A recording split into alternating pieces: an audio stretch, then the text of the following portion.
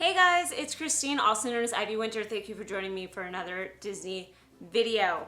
Today's video is just going to be a little bit of a discussion about having an annual pass when you're out of state.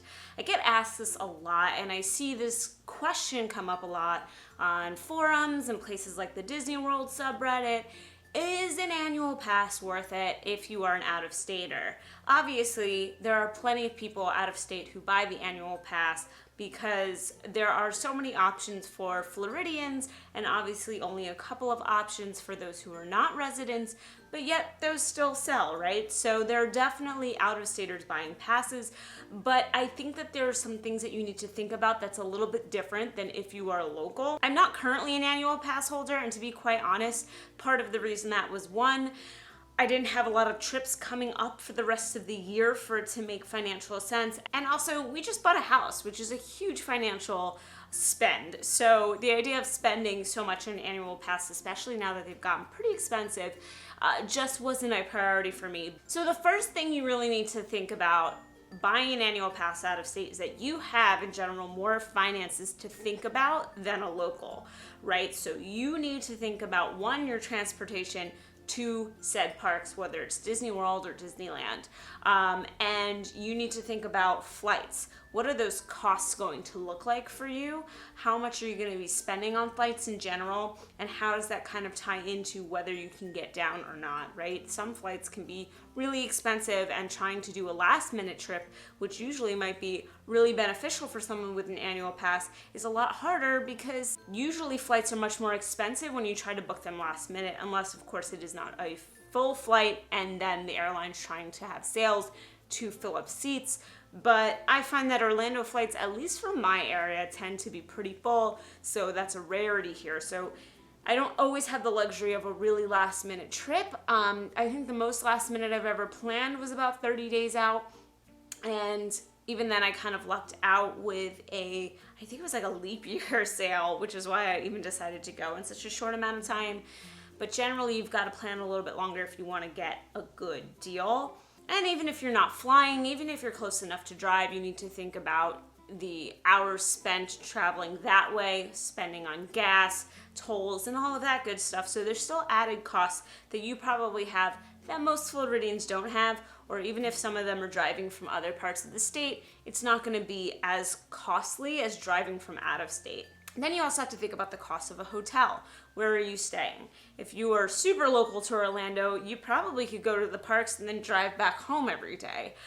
If you're not, this actually might be something that you guys are thinking about as well. If you're driving from Tampa or Miami or anywhere else that's a bit of a drive, but you really need to think, if you're an out-of-stater, where am I staying? How much am I spending on that? So those are always costs that are going to come up for every trip. It's not so easy to just say, hey, I'm gonna hop in a car and spend a day at the parks. So that can really be an additional financial burden. So I think you really need to think about, are those costs that you are okay with spending a few times a year so you can actually get the most out of your annual pass, right? Because you want to have so many park days to feel like you're getting the most out of it. Now, there are definitely ways to make this more affordable. You know, the annual pass does come with the benefit of hotel discounts, and they're usually pretty good.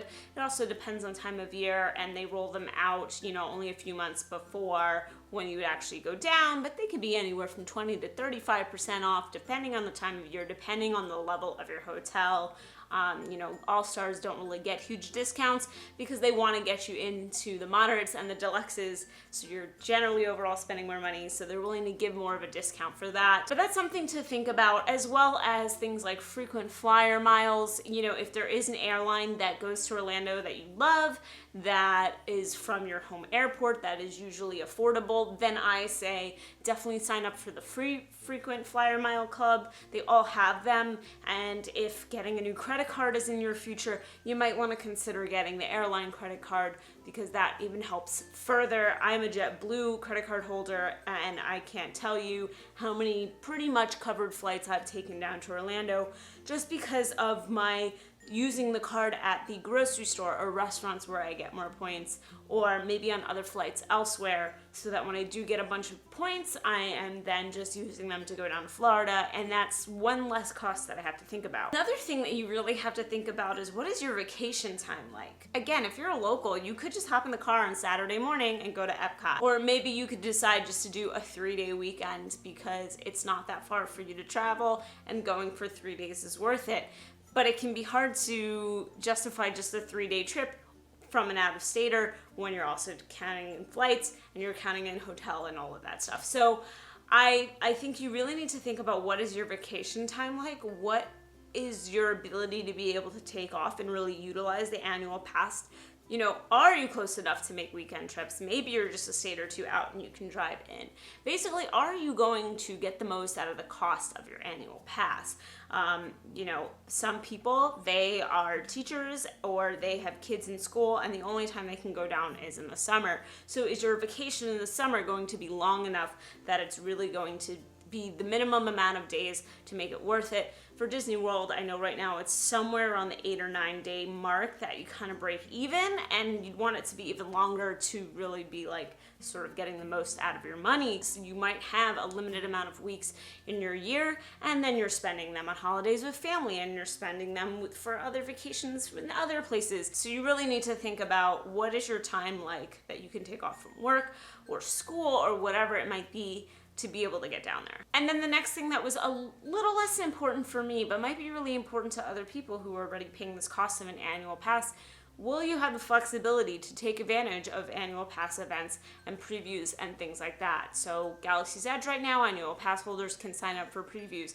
Do you have the flexibility to do that and to be able to go down in the next month and see Galaxy's Edge, or are you gonna miss out? Do you have the flexibility to go to special events for, you know, food and wine and things like that? This wasn't like a make or break for me, but I think some people would feel a little upset if they bought an annual pass and then didn't have the time to actually go to these special things for annual pass holders, right? Because you feel like you're not getting all of the benefits of being a pass holder. Is it important to you? It might not be, but you know, I just wanted to throw that out there, that that's something to also think about. So you definitely have a few more things to think about when you're an out-of-stater, but like I said, there's clearly tons of us.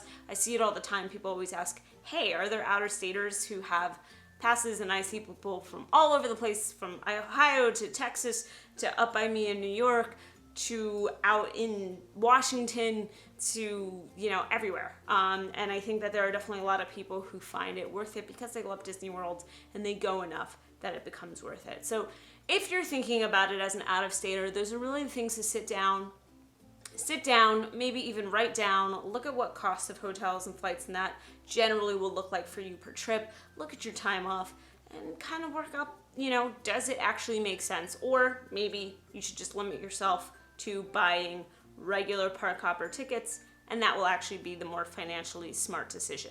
If you are an out-of-stater that has an annual pass, I would love to know about it in the comments below. Where are you from, first of all, and what made you make the decision that annual passes were worth it despite living further away from the parks? This could be for Disney World or Disneyland. Let me know in the comments below. If you like this video, then like it. If you like me, you should subscribe. I make videos every single week. We've got D23 literally next week, which is gonna be so exciting. We're gonna have vlogs and plenty of stuff coming from that. Please subscribe if you wanna see D23 stuff. Thank you so much for watching, and as always, have a great rest of the day. Bye.